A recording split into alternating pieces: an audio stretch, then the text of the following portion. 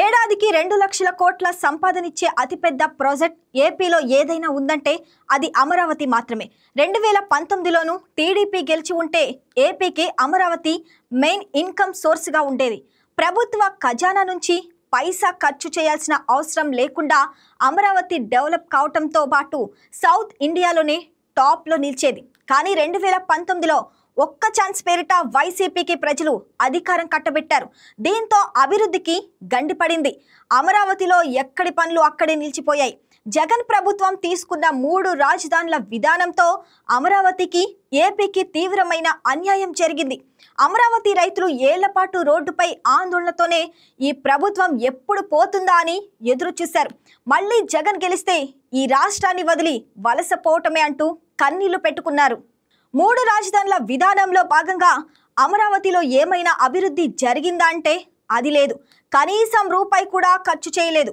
దీనికి తోడు రైతుల భూముల్లో ఇతర ప్రాంతాల వారికి సెంటు నివాస స్థలం ఇచ్చి కొత్త చిచ్చు రేపారు.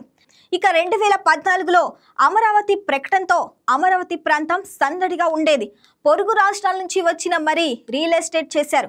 ఏకంగా ఏపీ ప్రభుత్వ ప్రైవేట్ రంగాల సంస్థలు పెట్టుబడులు పెట్టారు. ఎన్ఆర్ఐలు కూడా ఏపీ అభివృద్ధికి తోడవటంతో అమరావతి వెలిగిపోయింది. నిర్మాణ పనులు, వాహనాలు, వర్కర్లు, సిఆర్డీఏ అధికారుల హడావిడి, భూముల అమ్మకాలు, కొనుగోళ్లతో ఎక్కడ చూసినా కోట్లలో టర్నోవర్ జరిగేది. గజం అప్పట్లోనే 30,000 పలకగా భూ సమీకరణకు ఇవ్వని భూమి ₹1,00,00,000 పలికేది. దీనికి తోడు అమరావతికి ఎస్ఆర్ఎం, విట్, అమృత వంటి ప్రపంచ ప్రఖ్యాత వర్సిటీలు రావడంతో సమీప గ్రామాల వారికి ఉపాధి దొరికింది.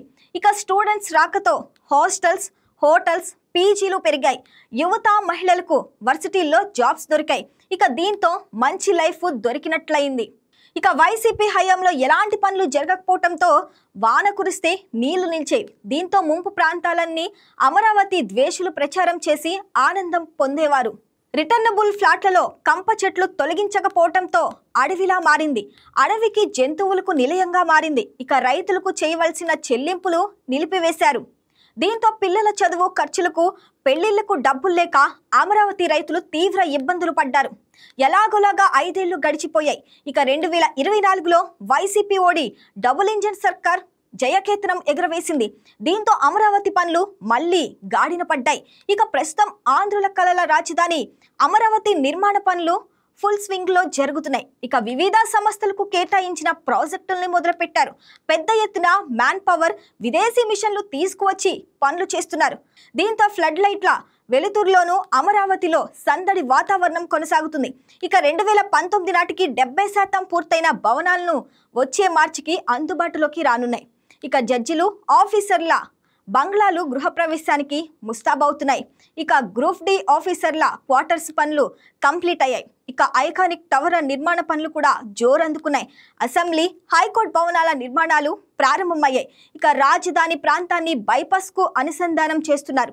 రోడ్ల నిర్మాణం ఇప్పటికే ప్రారంభమైంది. ఇక ఇతర ప్రాంతాల నుంచి సజావుగా రాకపోకలు సాగించేందుకు ఫ్లైఓవర్ల నిర్మాణానికి డబుల్ ఇంజన్ సర్కార్ ఓకే చెప్పింది.